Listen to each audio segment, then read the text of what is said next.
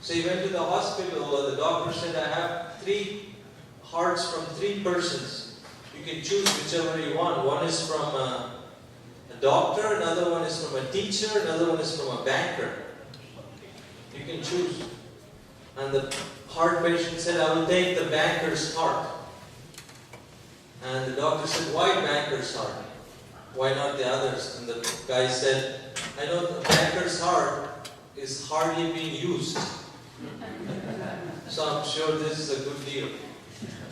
So Prabhupada tells this joke just to show that how people in this day and age, the heart has become very hardened. So even basic things, which is natural thing to inquire, we don't inquire.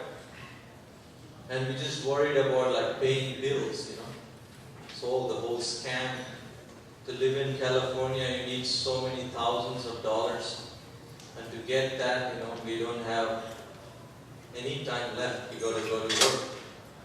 Always thinking about defense, but nothing beyond that.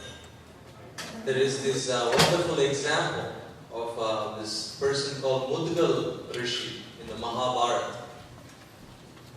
In the Mahabharata, Mudgal Rishi, he was serving this another powerful mystic yogi called Durvasa. And Durvasa was so pleased with Mudgal Rishi's service, he arranged for Mudgal Rishi to go to the heavens. See, in the ancient yoga text, the heaven is different from the spiritual world. Heaven is referred to something that's just higher planets. So the airplane from the heavenly planets came to take Mudgal Rishi, but he was a very sober person. He was not allured by cheap things.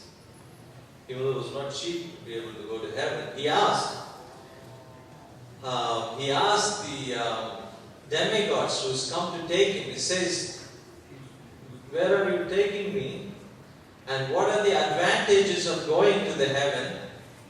And what are the disadvantages of going to heaven, if there is any? See, our tendency is, even though there are so many millions of problems we are experiencing, we don't want to discuss it or deal with it. We just want to sweep it under the rug and just pretend like everything is okay. But any intelligent person, like especially the people from these books, they always set example for us to find out the nature of the world we are in or the nature of the world we are going to. So when Mudgal Rishi asked, what are the advantages, the demigods said to him that there in the heavenly planets, there is no fatigue, there's no abortions, there's no pregnancy, there's no old age, there's no disease. You're completely fresh, and you live long lifespans, and you're so opulent, and you enjoy like anything for thousands and thousands of years. And the disadvantage is that still, in the pious credits that you accumulated to be able to go to the heavens, when they run out, you start becoming in so much anxiety. You wear a garland, the garland starts fading, they start to wilt. And that's how you know your time is up. You have to come down to the earth again. So you're in so much anxiety, and finally when you do come down to this earth planet and take birth here, you're not just like an ordinary person, you're always missing that pleasures that you experienced in the heavens. And you're always suffering more than the others. And the chances are that you can even lose the human form of life and go down and become a lower species, like an animal. So these are the disadvantages. And Mudgal Rishi got off the airplane and said, no thanks. What's the point? And Mudgal Rishi asked the demigods, what's the use? It sounds like a horrible place to go, even though it's so attractive. And Mudgal Rishi said, can you tell me any place where there's no dualities like this? Where there's no heat, cold, birth, death, happiness, distress. I want to be able to go to a place place like that. I don't want to go to a place where things finish. Material world, wherever you go, Brahma, Bhuna, Loka, even if you go up to Brahma Loka, it's got a peak and a decline. You're happy for a second, then you come down crashing.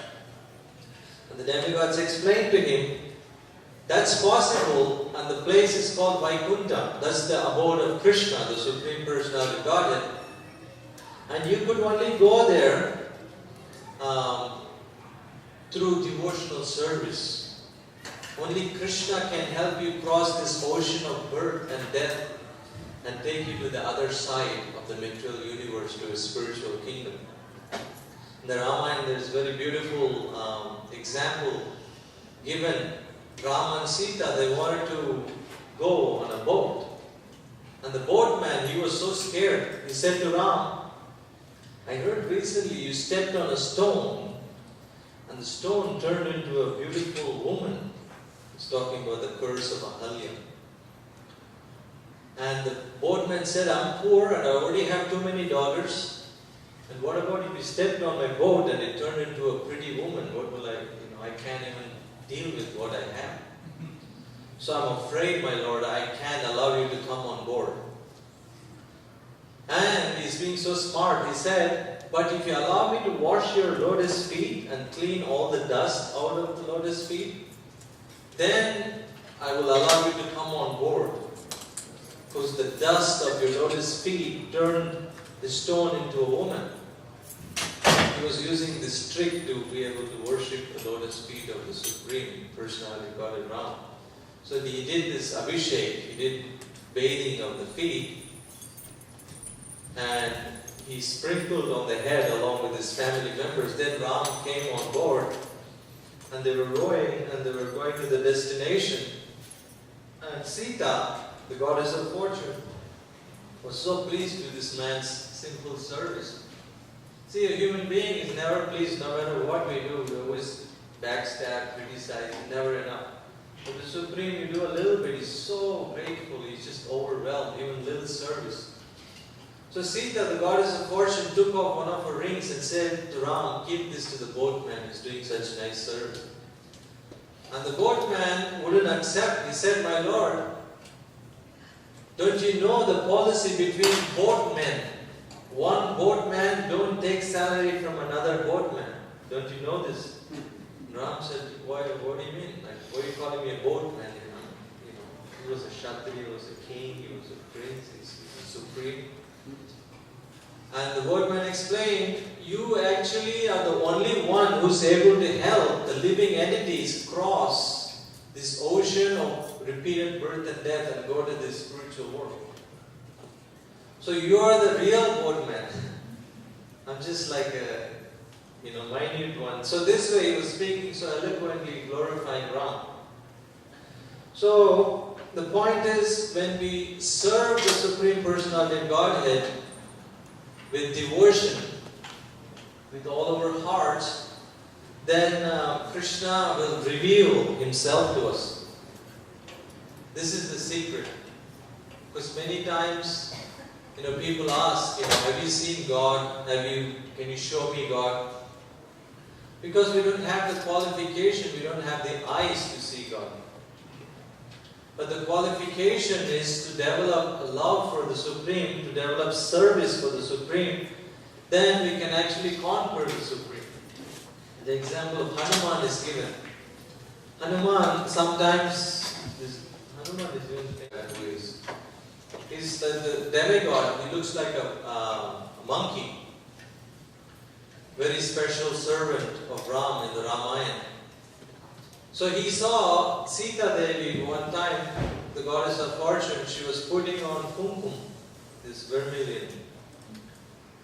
And Hanuman asked, why you are doing this? And Sita said, oh, Ram likes it when I do this. That was the simple answer she gave. And the next day, Hanuman went and rolled in kumkum so much that he came out like all red. His whole body was covered with kumkum. His idea was, okay, now I know that Ram is happy when he sees kumkum, so I will cover myself completely with kumkum, so you must be pleased with it. So this is the many examples are there how simple devotion can conquer the unconquerable. At the moment we are in ignorance, investing all our energies and potential and wealth and everything in the service of matter, in dead things, useless material things. We're not against material things. What I'm saying is we should engage the material things in the service of the Supreme, and then it becomes perfect. Otherwise, we just have to continue this repeated birth and death doing the same old thing. So for that we need guidance.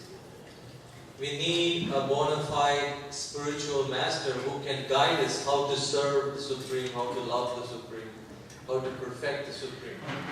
Otherwise, we concoct so many ways and then we get in trouble. Like Srila Prabhupada's spiritual master, Bhaktisiddhanta Saraswati. He tells this joke. It's not a joke, it's a real thing, but it's so funny.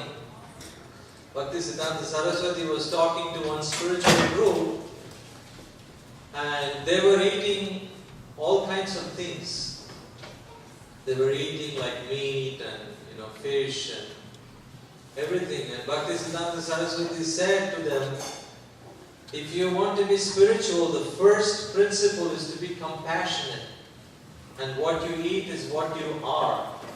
So you have to eat food in the mode of goodness. You cannot eat cruel diet, animal-based diet. So basically Bhaktisiddhanta Saraswati Thakur told them, you got to eat something that's pure. So they discussed among themselves, oh, the only pure thing we know is our Guru Maharaj, maybe we'll eat him. They wanted to eat their spiritual master because that's the only pure thing they know of. And Bhaktisiddhanta Saraswati Thakur was showing this as an example. It's funny, but how much ignorance you can be in if we don't have a guide, we don't have bona fide spiritual master. Even within spiritual groups, within spirituality, we can make so many mistakes. So the only thing that's going to satisfy us is our lost relationship with the Supreme. Just like if a little kid goes on a vacation with his parents, and the kid gets lost and the parents couldn't find them, the parents come home without the son, and then the friends of the family, they see the son, one of them takes him to the doctor, one takes him to the clothing store, one takes him to the restaurant. But somebody sees this boy and says, oh, I know exactly which family you belong to, why don't you come with me? And reunites this boy along with the family.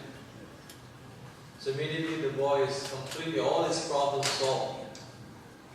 So one thing is to give like food to poor people, clothes to poor people, medicine to poor people. So we think these things are like spiritual. But the real ultimate thing you can do is help somebody's soul. I mean, we're not against helping poor people, giving them food and clothes. We do that here. We distribute prasadam for so many people every day, every Sunday. But the real help you can give to somebody is to help their soul, to reunite them with Supreme. And it is explained in the Bhagavad Gita, the only thing that the Supreme is lacking is the love of few of the souls that have left him and come to this material world. Krishna is lacking only this thing.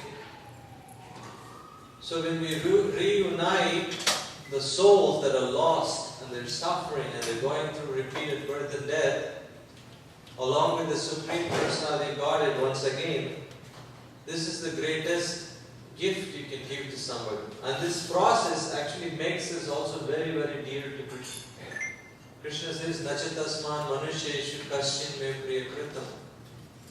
If you see in Krishna consciousness movement, whatever we are doing, ultimately that's the goal.